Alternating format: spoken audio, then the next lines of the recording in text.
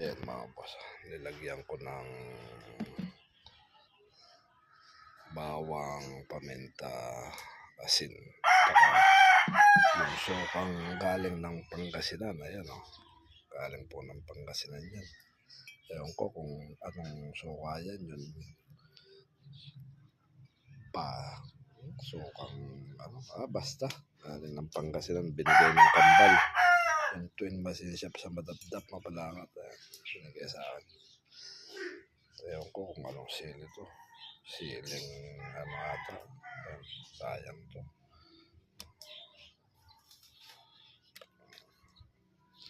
Tapos babad na ng 2 linggo.